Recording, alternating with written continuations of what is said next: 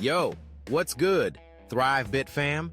Welcome to ThriveBit by Andy, your go-to YouTube podcast for business hacks, personal growth, and the motivation you need to crush it. I'm Andy, and you're not just watching a video, you're investing in your future. If you're new here, hit that subscribe button and let's get you leveled up. All right, let's dive into today's topic: how to make business partnerships work without crashing and burning. You've probably heard stories of friends or colleagues starting a company together, full of big dreams, only to end up fighting, splitting up, and losing everything. It happens all the time, and it's not because they didn't have a great idea or enough hustle. It's because they didn't lock down the right rules from the start. Partnerships can take your startup to the next level, but if you don't set clear boundaries, it's like building a house on quicksand. One wrong move, and it all collapses.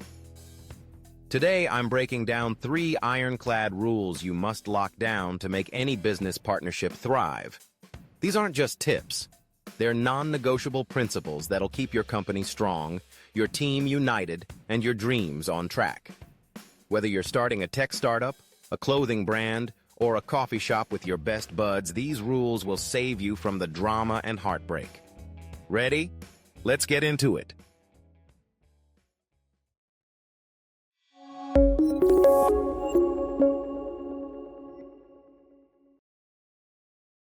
The big startup mistake: ignoring profit and loss planning.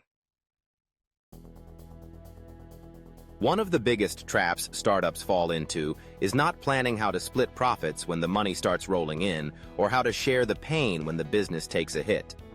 Most founders are so hyped about their big idea that they only think about these things when the cash is flowing or when the bills start piling up. And let me tell you, that's way too late. Picture this. You and your buddies launch a company. You're all excited, high-fiving, dreaming of Lambos and private jets. You don't bother talking about how you'll divide the profits because, well, you're not making any yet.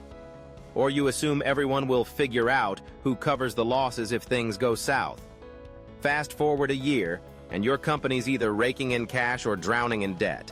Suddenly, everyone's got an opinion on who deserves what, and the arguments start. Trust me, nothing kills a partnership faster than fighting over money. So what happens when you don't plan for profits and losses up front? Let's break down the consequences. First, resentment builds fast. If you're not clear on how profits are split, some partners might feel cheated when the payouts happen. Maybe one person thinks they worked harder, while another claims their initial investment deserves a bigger cut. Without a plan, these disagreements turn personal, and soon, your team's at each other's throats. I've seen startups where founders stopped talking to each other because one felt robbed when profits were divided unevenly. Second, it creates unfair risk exposure. If your company hits a rough patch, and most startups do, who's covering the losses?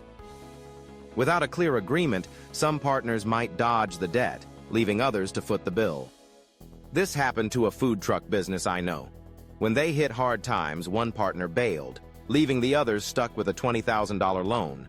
The resentment and legal battles that followed killed the business. Third, it scares off investors. If you're trying to raise money, investors will ask about your partnership agreement. If you don't have a clear plan for profits and losses, they'll see it as a red flag. Why? Because it shows you're not serious about protecting the business. Investors want to know their money won't get tied up in partner disputes. No plan, no funding. It's that simple. And finally, it can destroy your company's future.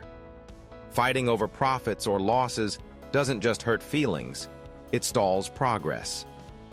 While you're arguing, competitors are stealing your customers, and your business is losing momentum. I heard about a tech startup that was on track to launch a killer app, but the founders got into a nasty fight over profit splits. They spent months in court instead of building their product, and a rival company swooped in and took their market. The crazy thing is, all of this is avoidable. If you sit down with your partners from day one and hammer out how profits and losses will be handled, you're saving yourself a world of pain. It's like putting on a seatbelt before you drive. You hope you won't need it, but if you do, it's a lifesaver. That's why the 3 rules we're about to cover include ways to tackle this head-on, so you're never caught off guard.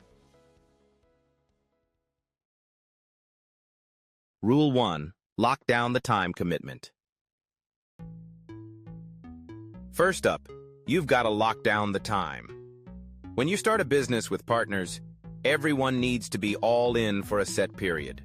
Let's say 3 years, minimum. No dipping out early, no "I'm not feeling it anymore" excuses. If someone wants to bail before the agreed time, they walk away with nothing. Zilch. Nada. Empty-handed. Why is this so important? Because building a business is a marathon, not a sprint. The early days are tough. Late nights, tight budgets, and problems you never saw coming. If one partner can just ghost when things get hard, it's not just their loss. It kills the whole team's momentum. Imagine you're climbing a mountain with your crew, and halfway up someone says, "Nah, I'm out," and leaves you hanging. That's what early exits do to a startup. Here's how you make this work. Put it in writing. Get a lawyer, draft a partnership agreement, and spell out the time commitment clearly. For example, no one can exit the partnership for 3 years. If you leave early, you forfeit all shares, profits, and benefits. It sounds harsh, but it's like a prenup for your business. It protects everyone. Plus, it forces people to think twice before signing on. Are they really ready to commit, or are they just hyped up on the idea of being a co-founder? Let me paint a picture. I heard about a tech startup where 4 friends launched an app together. They were pumped, but 6 months in, one guy got frustrated because the app wasn't making money yet. He wanted out. Because they didn't have a time lock, he left, took his share of the early investment, and the rest of the team was stuck scrambling. The company folded a year later. Now, compare that to another startup I know. They locked everyone in for 3 years. When things got rough, no one could just bail, so they pushed through, fixed their product, and ended up selling the company for millions. That's the power of a time lock. So step 1, lock down the time. Make sure everyone's in it for the long haul, and if they're not, they're out with nothing. It's not about being mean. It's about building a foundation that won't crack. Rule 2. Lock down profits to contributions. Next up, you've got to lock down profits to contributions. This means no one gets a piece of the pie unless they're actually bringing something to the table, whether that's cash, skills, or results. If someone's just chilling, expecting to cash out because they're part of the team, you're setting yourself up for resentment and failure. Here's the deal. Not all contributions are equal. Maybe one partner's putting in the startup capital, another's designing the product, and someone else is hustling to get customers. Those are real contributions, and they should be rewarded with profits or equity. But if someone's just showing up to meetings, throwing out ideas, and calling themselves a co-founder, they're dead weight. In my world, we call that eating from the communal hot pot without cooking. And nobody likes that guy. To make this work, you need a system to measure contributions and tie them to rewards. For example, if someone's leading product development, their equity depends on delivering a working product that makes money. If someone's handling sales, their share grows based on the revenue they bring in.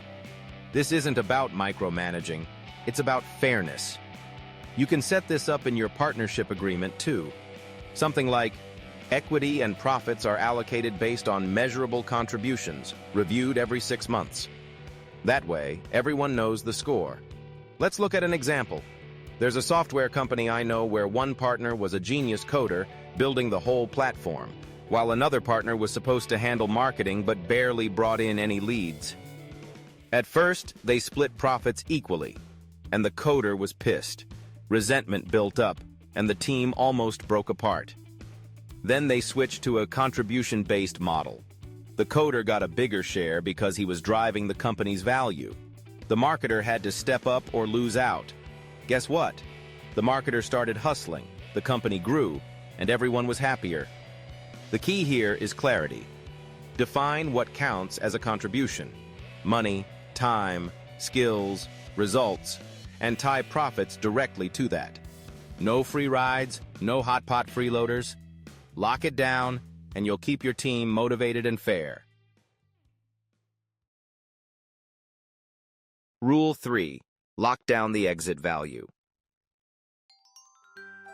Last but definitely not least, you've got to lock down the exit value. This is about what happens when someone does leave the partnership, whether the company's winning or losing. Without clear rules, an exiting partner can tank your business, steal your customers, or leave you drowning in debt. Here's how it works. If the company's in the red, losing money, anyone who wants out has to take on their fair share of the debt. No dodging the bill. If the company's making bank, they can leave, but they don't just walk away with a fat check. They have to give back their shares or equity, and it's not instant. For example, you could set it up so they return 30% of their shares in the first year and the remaining 70% over the next 2 years. Oh, and here's the kicker. If they jump ship and start working for a competitor or poach your customers within those 2 years, they lose everything. That's how you protect your business. Why does this matter?